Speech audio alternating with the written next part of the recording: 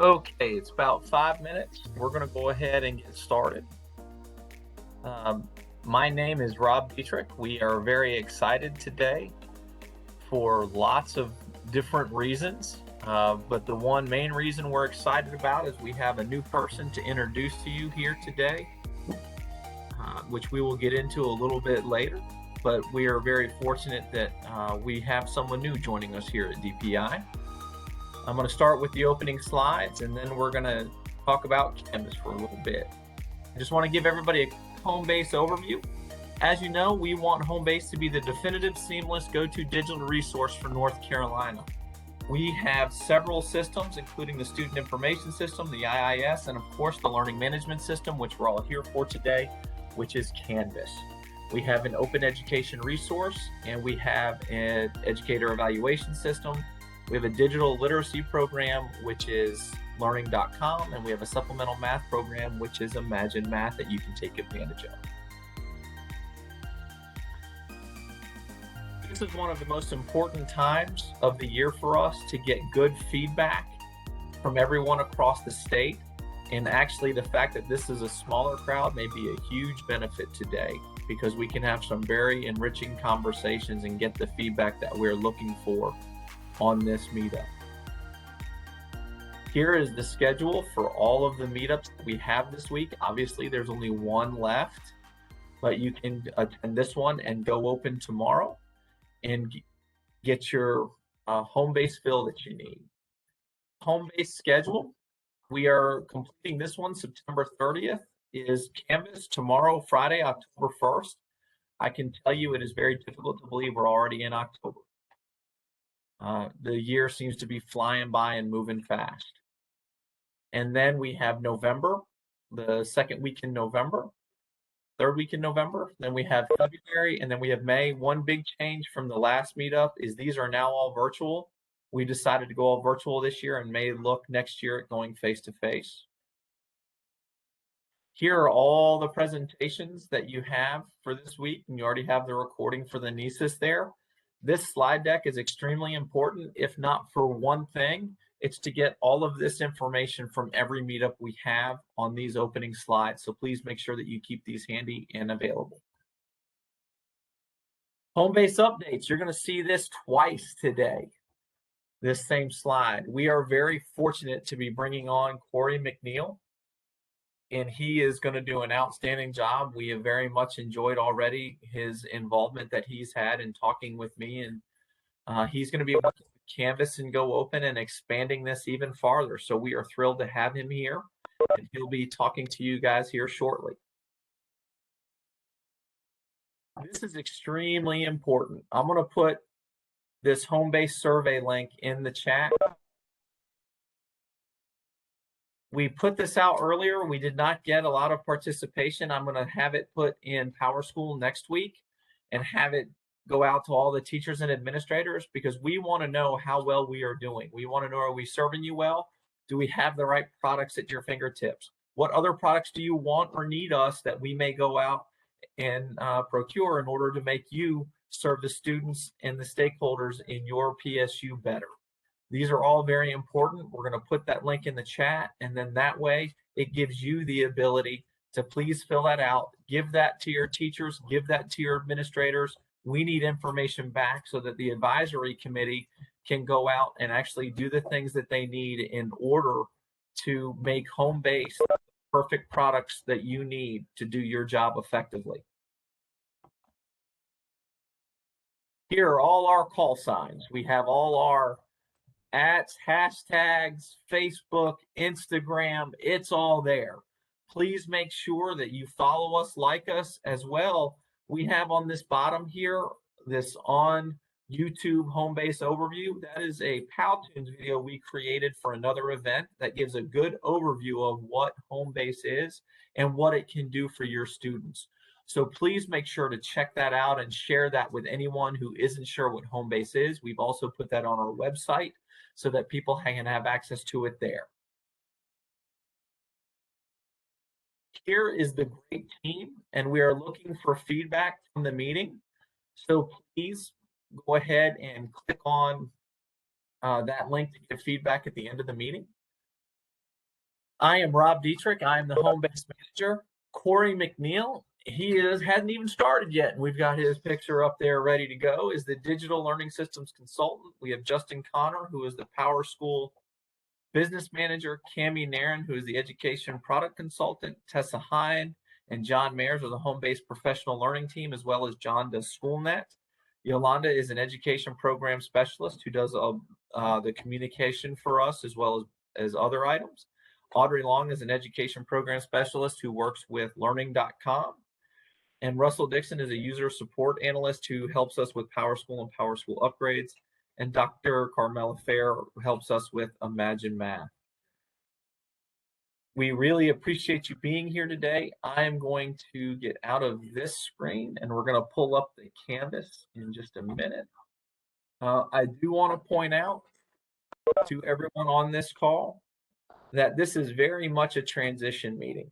Today and tomorrow are a transition meeting. In a perfect world, I would like to have had Corey on board for the last 2-3 weeks, and he could have prepared for this and gotten his feet wet and all those things in the new role. However, that's not how it worked out. I did not want to cancel this meeting because I think they're important and we do have a training coming at the end. But please keep in mind this is a transition meeting. Today's agenda, we're going to do welcome and introductions. We're going to do instructor and NCDPI personnel updates. We're going to have Canvas come in about 10:45 and do a roles and permissions training. And then we're going to have a closing and reflections. Welcome and introductions. First thing I would like to do is welcome Corey. You've already seen this slide, so Corey is here. I'm going to let him have an opportunity. Corey, if you want to come off mute and say a little bit about yourself, please do. Sure. Well, good morning, everybody, and I'm excited to be here and excited to transition to the DPI team. My actual first day with DPI will be Monday, but like Rob said, we wanted to obviously come on here and still maintain the continuity for these home-based meetings. A little bit of background about me. I started as a classroom teacher. I was a high school science teacher, and I had a great technology facilitator in my school. You had a lot of mentoring opportunity there and kind of coached me into this role of being an instructional tech facilitator. So went out and pursued my master's in instructional technology, fell in love with the role, have served in ITFs in a couple of different schools here in Rowan. And then about 4 years ago, I had the opportunity to transition to the role as lead teacher for the district. So I've led a lot of that and been on these calls with you guys from the LEA perspective of supporting Rowan and all things ed tech that we do, including Canvas. And when I had the opportunity to interview for the DPI position, I still tell Rob that I'm not quite sure that this is a reality yet. It hasn't really set in, although my office is now empty of all my things now, which is a very surreal thing for me. So I'm very excited to move into this role with you all. And as I told Rob when we were planning this call, I don't plan to have all the answers up front, and I'm not one of those persons where I'm not going to pretend like I do know the answer, but what I do hope to serve in this role is to be the person that can help facilitate and find the right answers for us as we move through this all together. But I'm very excited to work with you all. Thank you, Corey. That's fantastic. As you all can tell, I can hear the energy and the enthusiasm that he's going to bring to this role. And I will go ahead and say we miss Pam, but I believe that his energy level and his level of expertise is right there with her. So I hope you guys won't see very much of a transition once he steps in on board. This is your Canvas crew. I believe they're here as well. I hope I'm going to say this correctly. Ashley, if I say it incorrectly, let me know. Lauren Burris has moved on to a different role in the company, and Ashley will be our strategic customer service manager, and Jacob is going to be our customer success manager. These are people that are here to help you and work with you. Did I do okay with that, Ashley? I don't know if she's there. Did I do all right with that? You did great. Okay, thanks. Okay. And then we have Sarah Matthews, who you're going to see today here in about 30 minutes, and she's going to come on board and she's going to train you on roles and permissions in Canvas and how to best utilize those. I think that she is a welcome addition for discuss, please know that Sarah is working with myself and with Corey, and that she is someone that will work with us. She will probably not be out in the PSUs as much, but she is offering some training for us to give to you. And that is her role in this. But I wanted you to know who she was in the event that you saw her names come up in an email. We are going to do a quick activity before we run on to some updates. And we're going to see how well we have. I'm going to put the link for the Padlet in the chat. And what you'll be able to do is go to this Padlet and let me get to my chat. It's in the chat. I just dropped it in there, Rob. It's in the chat. So dropped it in there. If you could please go to that Padlet. What we would like for you to do, I would like for you to tell us the positives you've had with Canvas this year, the challenges you've had with Canvas this year. And then as we talk about a transition period and a transition time, as Corey and I were talking, I would love for you to tell me if there was one thing that you could change about Canvas, what would it be? And if you could add one thing to Canvas, what would it be? And then what would you like to see DPI do more of with regard to Canvas? I believe that we are here to serve you and we need your voice. So what we're going to do is give a couple of minutes for you to fill out that Padlet, and I'm going to switch screens to that Padlet so we can kind of see as the answers flow in. But I'm going to give you about 3-4 minutes to put some answers down, and then we're just going to have a conversation with you about that, and hopefully we'll have some pretty good, rich conversation. Thank you.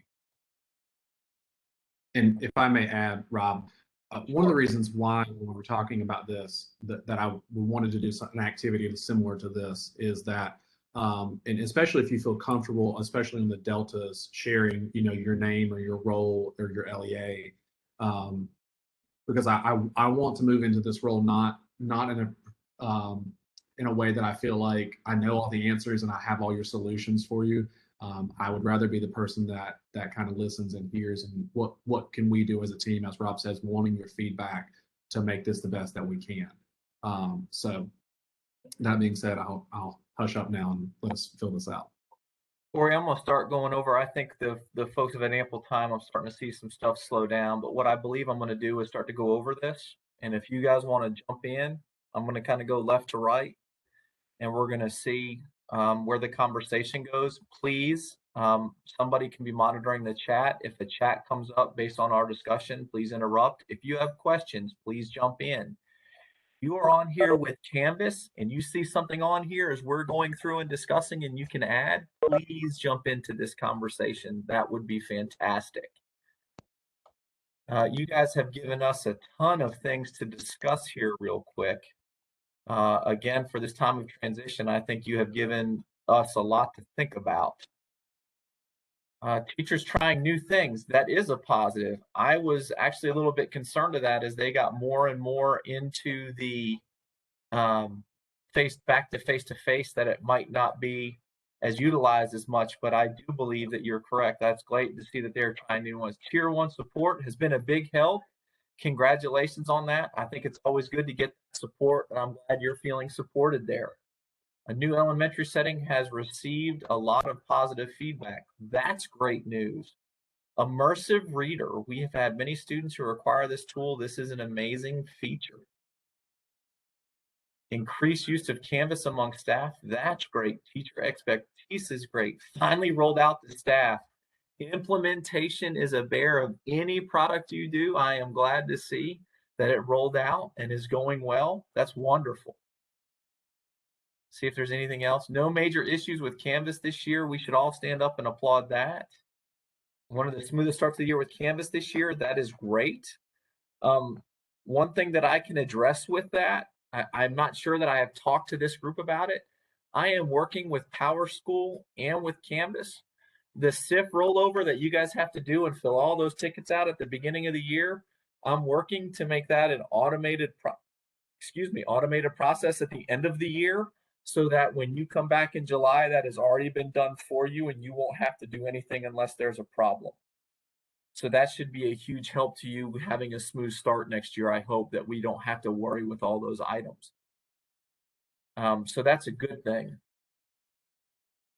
Student annotation tool is a game changer. The person that wrote that, would you mind adding to the chat, or would you mind coming off mute and telling us how it's been a game changer? I'm interested. Well, that's all right. We'll move on. Main challenge, user buy-in. Many stores, because it's new and scary. We can work on that. I think we can hit that. And let's see, better Davidson County Schools. Our virtual academy is operating without a number. All courses are manually created, so we struggle getting information in. Having to have the stiff say reset multiple. Yeah, I agree. That's a big problem. We've got to work on that. LTI integration, loss of sys, new quizzes, still struggling features or lack of. Sync errors. Yeah, the sync errors are, I understand that. Power Teacher Pro to Canvas tool, DPI resetting course codes in the middle of the 9 weeks. Deleting active courses for CTE. Features are missing. Corey, you want to cover those next two? Can you cover those next two there? Where are we? I was responding to Canvas in the chat. No, that's great. If you could change one thing about Canvas, what would it be? Okay. So video comments on actual documents instead of just the comments section. Allow users to make the video document annotation form similar to Cami. Now I don't know, and Rob, Yeah, I know that Studio is available to some LEAs, but I don't. Studio, good question. Studio is available to every LEA at $1 per user. Okay. I don't know its a capacity to do comments like a back and forth with the, but I do know that that has that quiz feature in that it enabled. Is Ashley, are you on the call? You are, correct? Yep, I am. Is that something that is in Studio? Is the comments? Yeah, instead of just in the comments section of video comments, allow us to make videos in a document annotation format similar to Cami. Is that something that they can do in Studio? I do not think that is something they can do in Studio. But I can figure out, I'm 99% sure, the document annotation format. I'll find out. Okay. Okay, better integrations with other apps. If there was one thing I changed about Canvas, would be that the integrations were better with other apps. I was told at the time of implementation that it integrated well with Google Classroom, but this is not really the case. Also, it can be more user-friendly. Some simple things like creating groups and adding students to courses are a lot harder than they should be. I guess my question would be with Google Classroom being its own LMS, what's the desire to link those to? I have never really used Google Classroom as an instructional tool. I know there's the LTI integrations for all of the G Suite applications and Google Assignment, which I know that LTI tool has had a couple bumps along its way, and I honestly don't know where Google is with that. And that might be a question for Ashley and the instructor team. But actually, Classroom itself, I don't know what capacity it can be integrated to the LMS. Could I add a comment about that from our perspective in Davidson County? Yeah. Yes, please. Our elementary and middle schools are using Google Classroom, and high schools are using Canvas. And when we transitioned to Canvas last year, that was the first year that all high schools had to use it. There were a lot of high school teachers that were sneaking and just putting a link in Canvas to their Google Classroom because they didn't want to change. That was a hard move, but most of them, once they really got into Canvas and figured it out, were happier with it. But so that was their own integration they were planning, which is not exactly an integration, but that's what we're doing to get around it. Yeah. Which this is what we did eventually, we gave them lots of notice here in Rowan, but we did disable that ability in the Google Admin Console for them to be able to authenticate to Classroom with their RSS credentials. And you can do that, I believe, by OUs. So that's something you could look at disabling for your high schools, or however you end up tearing that down. You know, obviously giving them ample communication and time to train and transition. But yes, we had some teachers that were doing that too when we first integrated with Canvas, just popping that link there on the homepage. Who is the individual that said timeline of ideas coming to life? What is that statement about? Anybody, can you jump in, whoever made that statement? I would like to know a little bit more about that. If I had to take a shot in the dark, I guess it means like the release notes or the roadmap. And I know that there are some things out there in the Commons, in addition to just the release notes. But Ashley, what do you guys call it? I can't think. It's not. Is it the roadmap? Is that what you guys call it, or is there another name for it? Yep, Corey, it is the roadmap, and I will put a link to the roadmap in the comments for everybody. So, and that is, once you go in there, you can look at like an overview. To be honest, it needs to be updated right now. It's still saying September and then Q4. It doesn't have a lot on there for Q4. If you go into like specific product or like groups, so we have like our Canvas for elementary user group that has updates posted there, like the new quizzes has updates there, discussion redesign, etc. So if you want more specifics about some of these user groups that are currently being worked on, you would want to go directly to those user group pages inside of the community. Awesome, thank you. You're welcome. Davidson County, stop placing previous years of enrollments in the information screen of students and teachers. You have to scroll. Oh, are you talking about like when you go on the people, like if I click on that user, I see all of their enrollments? Yes. There may not be anything that can be done about that, but principals and instructional coaches that don't have the admin access I do, it drives them bonkers trying to get to the class they need to get to help a student or teacher. If we could just have in there what's current for the year, that would be awesome. So there is a little bit, and I will say I'm not a programmer, straight up. I'm not, but there is a little bit of JavaScript out there that I have uploaded into my instance that it doesn't hide everything, but it prioritizes it by what's published and the active term. So it moves them to the top of that enrollment screen. I'm sure if someone was a smarter person than I am, you might be able to set the code in a way that only shows the active term that hides everything else. But that was one thing that I found out there in the internets, if you will, and uploaded into my instance, testing it in your beta instance, of course, to make sure that I didn't break anything. But that is one thing you can do. And if I can find that, I'm happy to drop that in the chat. That'd be great. If you're an amateur programmer, I'm sub-amateur, so but any tip like that's helpful.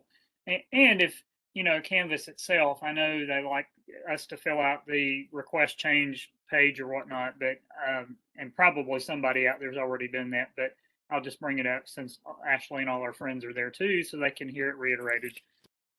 I'm going to kind of scroll through these a little quicker. Copying content.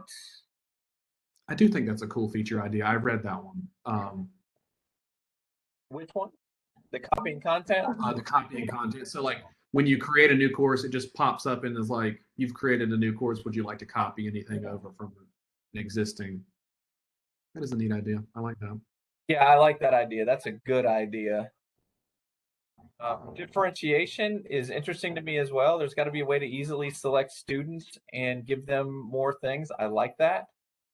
My wish, I have actually, in the brief time I've been kind of helping since Pam's transition out and Corey's transition in, I do hear this a lot about the one-to-one or one-to-many could be school level, so we could utilize Canvas for an elementary layout. I think that is something that I hear a lot of, and that would be a very good desire for people to see. So I think we will follow up with that. I think that would be a good thing. And then let's see, we also have read more, personal customizations. Read aloud seems to be a big deal for everybody. Parent being able to add parents just as a admin and it automatically connect to courses if the student parent is not tech savvy. Davidson, you've been pretty vocal here. Tell me a little bit more about that. What are you exactly wanting? Okay, so I do a lot of help tickets for the virtual academy, particularly where sometimes a parent has added themselves in an account, but they didn't put in a code at that time. So if I try to connect them and I try to generate a parent code, I can't find, if I go into their account and they give me the information, I can't connect it a lot of times because supposed to be a place where it says observer in the parent account.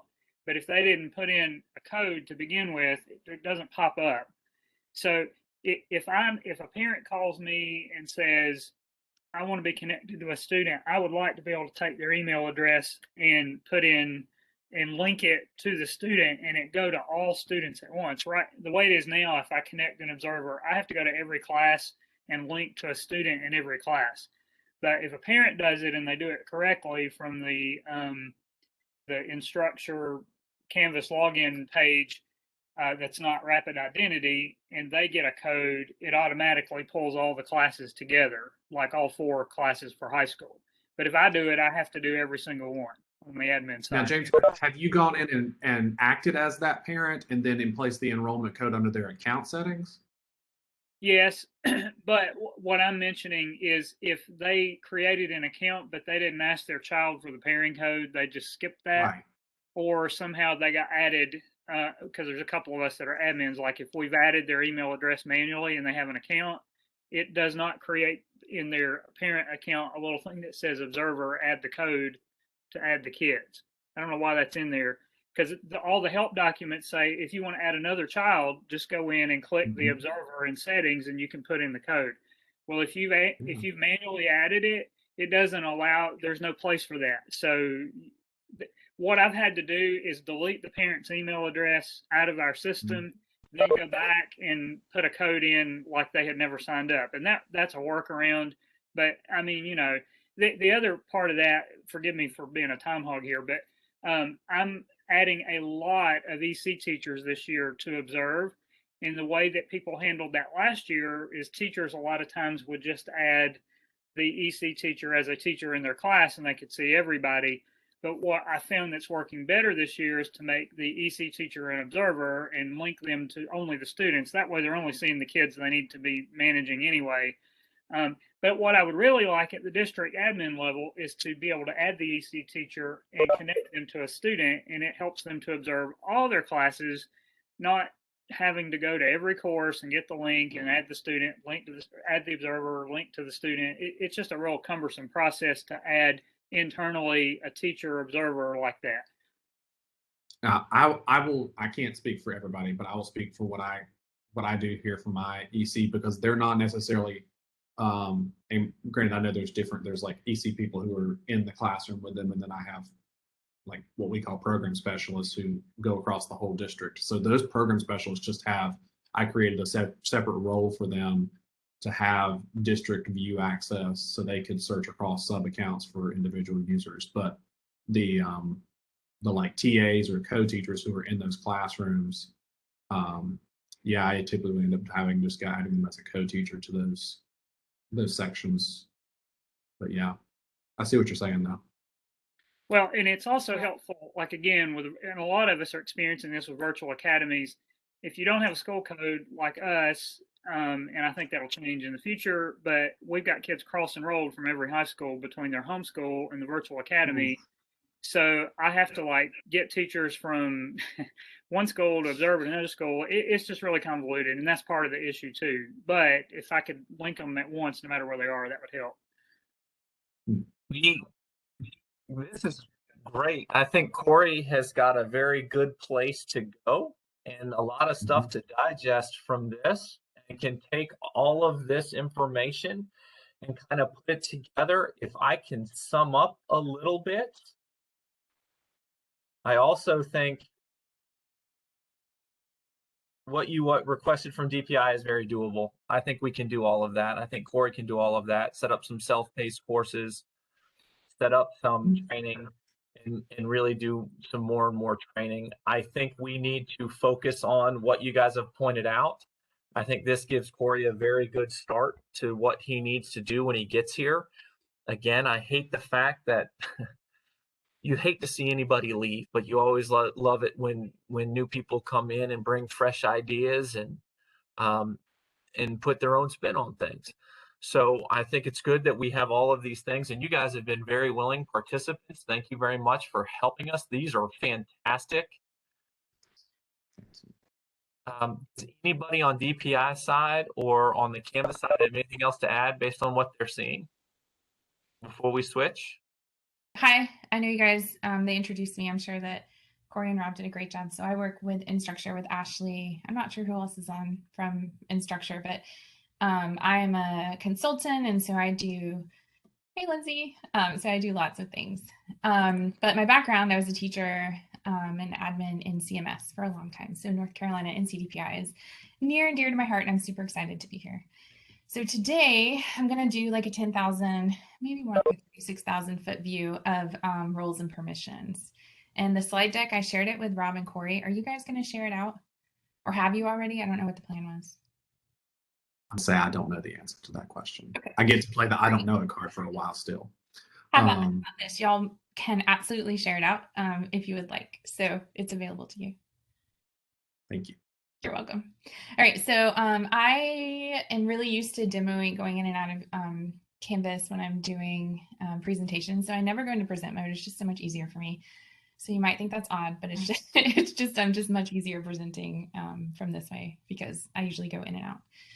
All right, so we're going to talk about roles and permissions today, a little bit of background. This is meant to be a standalone resource guide, so I'm going to talk you through it, but if I'm not in the room, I'm not talking to you, right, then you could absolutely, hopefully, go back to this and say, okay, I got it. I remember what she was saying here. So this is a resource of a technical overview of roles and permissions in Canvas, and I kind of, when I came into the room, into the meeting, heard a little bit. I think somebody mentioned they created a custom role to give access to teachers that was needed in a particular way, right? Okay, yeah, I see Corey nodding his head. So some of y'all are already there, but roles and permissions are a way for us to grant access, right? Or restrict access, depending on how you want to look at the cup, right? Outside of just that account admin role. Okay. The basics. So there's account roles and course roles. In this presentation, I have kind of linked to the, can you guys hear me? I hear feedback.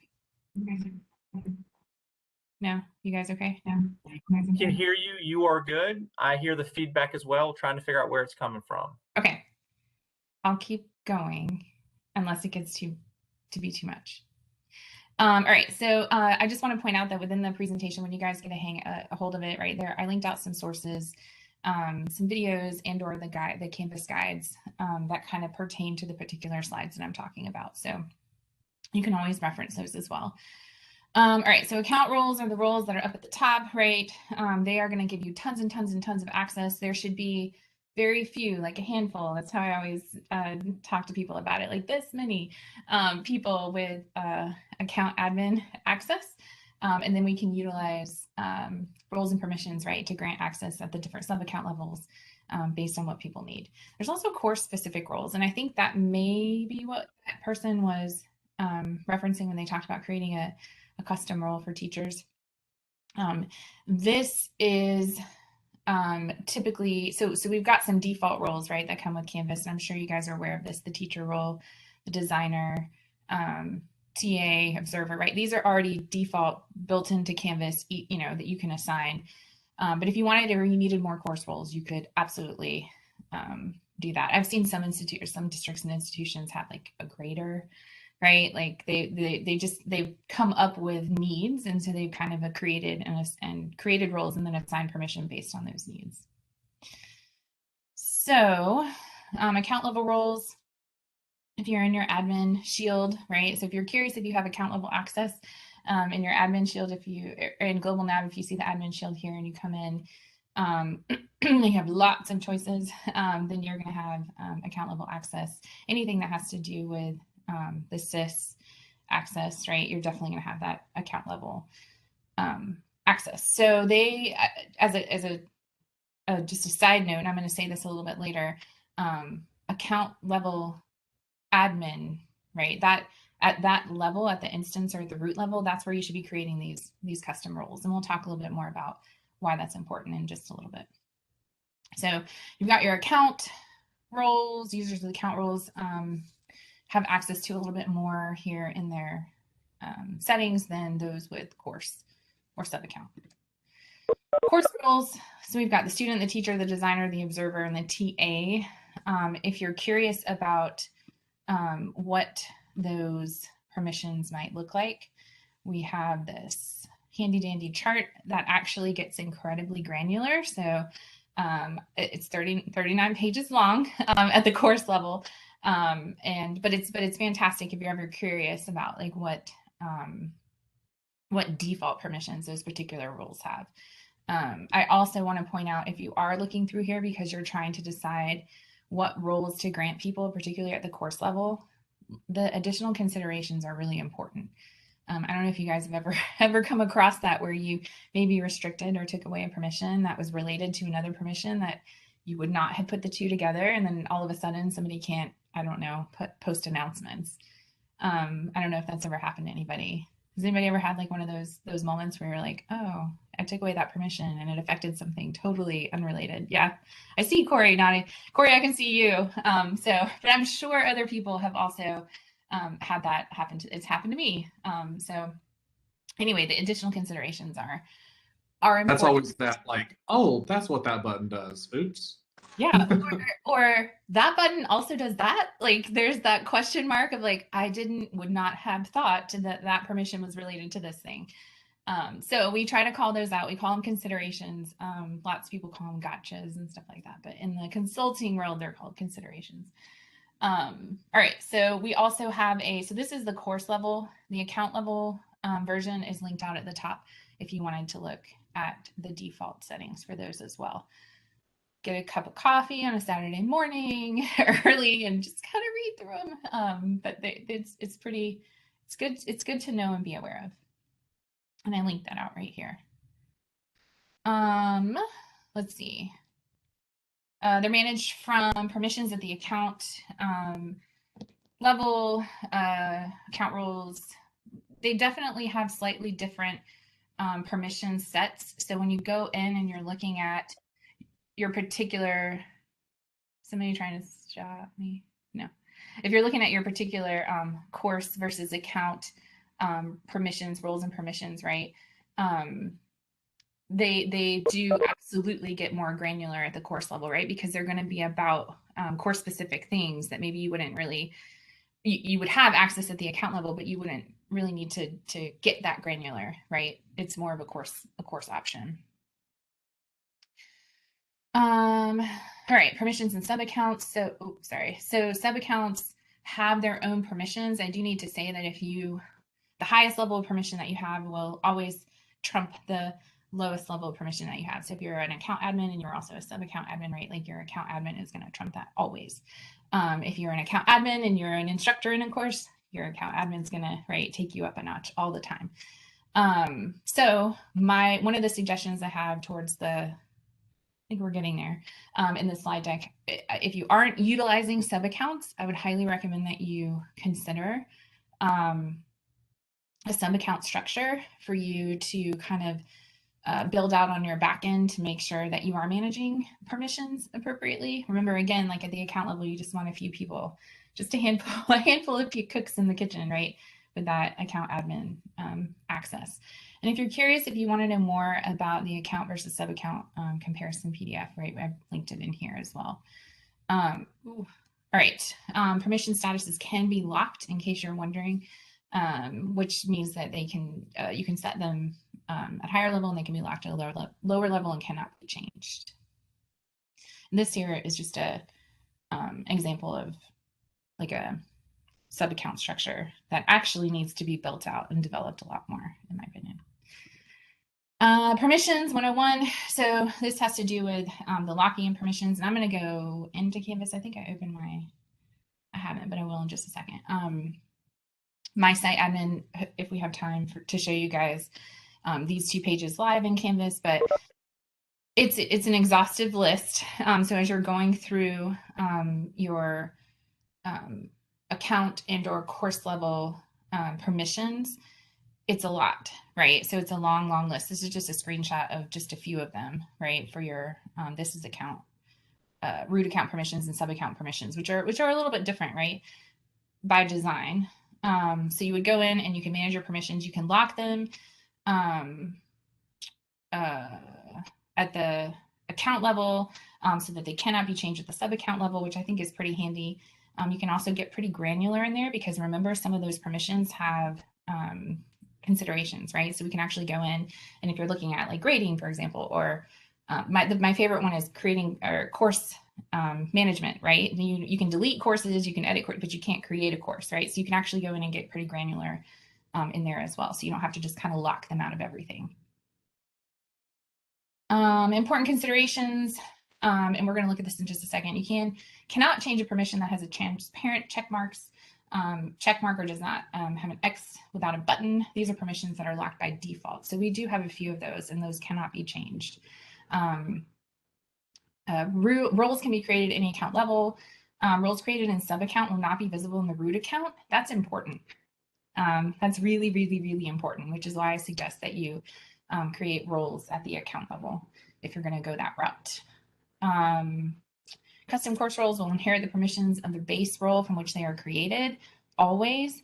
So if you are creating a grader role, like GRADER, not greater, grader role, and you're going to base that on a teacher role, right? Like you're going to take that role and kind of clone it and change it and make it a grader. It's going to inherit the default teacher role permissions, and then you would go in and you would edit those down, right, to grant access that's different from the teacher role. Does that make sense? So you're basically gonna clone your course role, determine what access you need to kind of tamp down, which is the whole reason that you're creating that custom role, and then go from there and kind of edit. But you're actually going to take a role, clone it, and then go from there. It says if a user is granted more than one role, the permissions are always additive, right? Which we kind of talked about before. It's always going to default to the higher level. The Canvas development team has been releasing updates absolutely all the time, I can tell you, to separate, add, edit, delete permissions into more granular access. One of the ones I just referred to, right, about the course management, it used to be just course management. Now it's you can add or delete or edit courses, and you can have permissions for each of those things separately as opposed to just course management. That's happening all over the place though, right? Multiply that by 75 different permissions. So every time there's an update, and I say this, I put it in bold and I'm saying it to you, but I totally understand that this is not actually feasible in the real world. But every time there is an update, your roles and permissions should be checked and reevaluated. Maybe at the start or end of a semester. I don't know if that's more feasible, but just no, probably not. Maybe at the beginning of the year, end of the year. Anyway, at some point, my point is that you should reevaluate your roles and permissions. You should make a point to do that because we do actually go in and are breaking things apart to make things more granular so that access can be exactly what people need constantly. And that's not something that's just done at the beginning or the middle of the year. It could happen in October and November and again in December, right? So here are some quick recommendations, and I'll talk about each one just really briefly. Limit the number of custom roles that are created throughout the instance, right? So your root account, your instance. Create separate policies and processes around custom course and account roles. Create roles at the root level whenever possible. Leverage sub-accounts to control access whenever possible. Create account roles with generic names based on what they can do in Canvas whenever possible. Remember that policies and training should reinforce what people access. So just some kind of general general thoughts and observations around roles and permissions. So recommendation number 1, limit the number of custom roles that are created throughout the instance. This is custom roles created particularly all over the place, right? Into various sub-accounts, and nobody kind of knows what's happening. Can get a little unmanageable, right? So yes, we want to customize, and yes, we want to have those conversations around granting access that people need and only what they need, right? If you've got a ton of custom roles out there, it's likely that that's something I wrote will break. That I don't know if that's the best language, but essentially, like, right, we could have a breakdown in the way things are supposed to work in Canvas. It's also difficult to hand someone some documentation that's customized, I guess you could say, to each of those custom roles, right? So like the more we customize, the more we break things down, the more we have a need to customize our documentation, our KB stuff, or our even our training materials, right? Also, right, if you go into a Canvas support situation, right, where you're engaging in tier 1 support, and you have this custom role, right, that's just an additional consideration that has to be kind of handled, right, as the support is offered. So just some thoughts. Customization is good, but, and we'll get to this in just a second, right, being thoughtful about the roles we're creating. Create separate policies and processes around custom course and account roles. I wrote there are different strategic implications for course roles and account roles. So also, first of all, just kind of thinking through that, right? Does this person need account access, or just can we do this at the course level? And part of that decision-making process is being aware of the permissions that are available at both of those levels, right? Like just kind of generally being aware so that you can make a decision there. Course roles are more likely to impact the user experience and data, right, than account roles. So I know how important data is for all of us, and so just kind of making sure that we think through that. Create, and again, and I keep saying this, but creating roles that give people the access they need, right, and not much more than that. I wrote at the bottom, this is kind of the takeaway or the TLDR, right? Generally speaking, custom course roles pose technical challenges. It could be something with an LTI integration, right? I mean, it could all kinds of different things. If you're creating all these custom roles at the course level and the account level doesn't know they exist and they're pushing things out, right? I mean, it can just, again, things that the communication can break down there, right, in Canvas. Whereas custom account roles pose administrative challenges. And that really I'm really thinking more in that case, or speaking more towards the data piece there. So recommendation number 3, this is just some more information on considerations based on considerations, right, is that word that the things, the gotchas, right, that to be considered around each role type. So for example, with the course roles, and what I was just talking about with the LTI, they may not be granted access if they have custom course roles because it hadn't been considered at the admin or the root level. It may or may not show up in different parts of Canvas. The base roles have inherent permissions, and base roles have inherent permissions that may lead to unexpected behavior when creating custom course roles. Occasionally, it's a consideration, right? It's something that could happen. The impact of course roles and system-wide data, and then where roles are grouped may not play well with custom roles. At the account level, I see this a lot. Auditing access may become a challenge over time. I see that a lot when I run into districts that have a ton of custom account roles.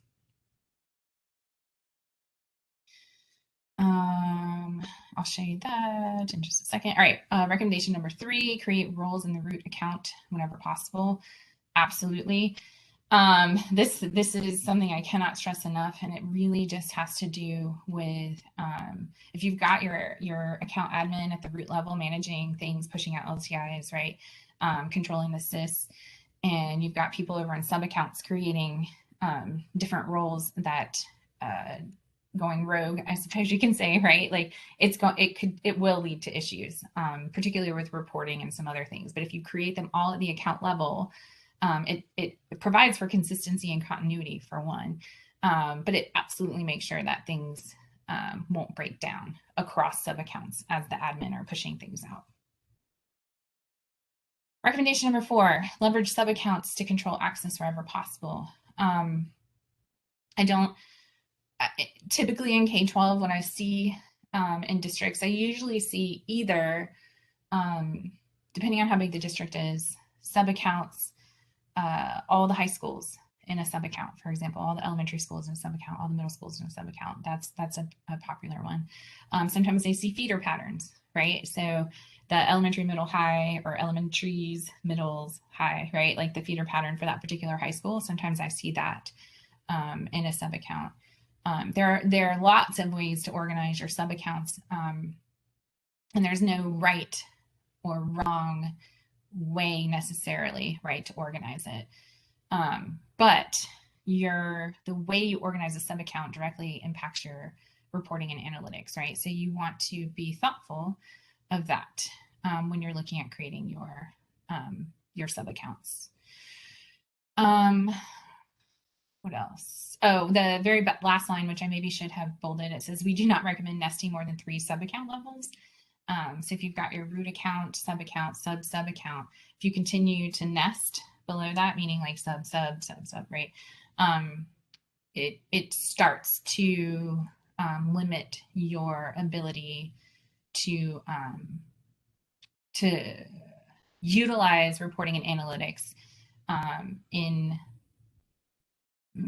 what's the word I'm looking for? And it starts to limit that capability, right? The reporting and analytics when you get 5 sub-accounts deep, right? So there's a sweet spot, and that sweet spot is 3, no more than 3. You can go 4, but again, you're going to start to limit. Things will start to drop off as you really nest those sub-accounts. Create account roles with generic names based on what they can do in Canvas whenever possible. So based on what they can do in Canvas in the parentheses is my way of saying you do not need to go in and create custom roles based on titles. So typically when I walk a district through this process, we take the org chart and we use a billion sticky notes and we try to put people into buckets, right? So we think about access and what people need, and we try to put people with like access needs together. So in Canvas, right, you might have a custom account or course title that doesn't match your title that you officially have in a school or a district, right? That's okay. And that sometimes doesn't sit well with folks. But what you're doing is you're collapsing them down into buckets of access, right? And trying to think of a generic title that would kind of encompass all of those folks that are sharing that access. So I typically also suggest that there is some kind of communication around that so that people understand that their role in Canvas reflects the access they need, not necessarily the title that they carry. Does that make sense? I think, okay, I see Corey. So anyway, so this is one of those situations where it is the first time you do it, it's a lot, right? I mean, it's a lot to think about, right? Grouping people into buckets, right? By their need to access things in Canvas. Some folks might have account needs and course needs, right? That would require kind of that custom role. And so, I mean, it can be a lot, but it's definitely worth kind of going through that thought process. All right, recommendation number 6, policies and training should reinforce what people access. So there have been times when I've gone in and done training on things and found out that like those folks don't have that access. And that falls flat when people are given training on things that maybe they don't necessarily need, right? So when you're creating and assigning all of these kind of custom course and account level roles, right? And I think I kind of spoke to this earlier, right? But it creates the need for more customized resources, trainings, those sorts of things. So just something else to consider. Users with admin access can be properly trained to understand that they may have access to certain parts of Canvas that they should not be regularly accessing in order to do their jobs, right? So that admin level access, just making sure that people really, really understand what that is and what that means. All right, I think that's all I have. I have a couple of minutes. I was going to show you, I wanted to share with you a couple of different spreadsheets that districts made to go through this process. They look a lot scarier, I think, than they are. But basically what we did here is we took all of the permissions and then there's the kind of description of the permission and then the considerations. I don't have it. I'm in a meeting, can't do it. Okay. My apologies. It's okay. So I'm going to point out a couple of things because I tend to jump right in, right? So we've got these account permissions and course permissions. We talked about the difference between the two, right? So the account permissions are on one page and the course permissions are on another page. And then they kind of said, okay, these are the buckets, right? Or roles that we've got. And then we tried to figure out how to assign those out. And then the same at the course level, right? So these are all of our roles that needed course level. We figured out who had like access needs based on this chart, right? So we were able to go through and say, okay, right, we're going to be able to group, our assistant principals, our instructional coaches, our curriculum coordinators together, right? Because their access needs are the same. And then from there, kind of create those roles and assign those permissions. Just cut and pasted all the permissions. This links out to that sheet I showed you with all the boxes. The summary at the course level, and then I went in and Michelle and I worked together on this. We put in the additional considerations here so that while we were going through and having the conversation around, what do people need access-wise, we also could access those additional considerations because we knew they're important. And then we did that at the account level as well, right? So what do these things mean? And then additional considerations. Another way to look at it, this is a different district. They grouped theirs, if you look down at the bottom in the tabs, right? They grouped theirs by roles. So they created a tab for each role and they did the sticky note method. So they went through and kind of determined who had like access needs, created those roles, and then went through and listed out the permissions that they had and then shared it with those folks so that they could see kind of what that means, right? So you've been granted this role in Canvas. What does that mean at the account level? What permissions do you have? And then a description of those permissions. Just that added layer of transparency and communication. This is an account role, right? And then we get into the course roles here. And they linked out that sheet as well. They went very simplistic. So as opposed to this particular group that has a lot of custom roles, right? This particular district said, no, we're going to limit it to these 3 at the account level, and then we're going to use these at the course level. And that's it for the whole district. So there's lots of ways to do this. Less is more, less is better. But this works for them, right? They have a dedicated team in that district that can manage that and that actually does go back and check their roles and permissions and update them. I would say every couple of months. Anytime we do any kind of release, they go through and they're like, we're gonna look at that, right? So it just kind of depends on what you have the time for in your districts. But I wanted to share that with you just as kind of a way, if you're looking at this and you're like, we've never had these conversations.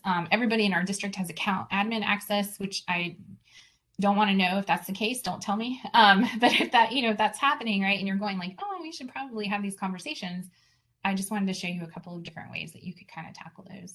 And then you've also got the slide deck, or will have, have the slide deck, I think, to help you with some of those resources that are embedded in that as well. Sarah, did you get the question asked? I was on another call. Did you get the question that James Dartry had? Did that question get asked of you? I'm looking at it now. Yep. I had if you would look at that, see if you can answer that for him. With the SIS. It should not be the SIS. Okay, so James is asking about an instructional coach role that he added at the root level. So James, did you add it at the root level, but then only, employed it at the sub-account level? Well, my original intent, this is for our virtual academy, is I have a spreadsheet with all the courses linked, the URL. Yeah. So the counselor and an admin can just click on those to go to the course.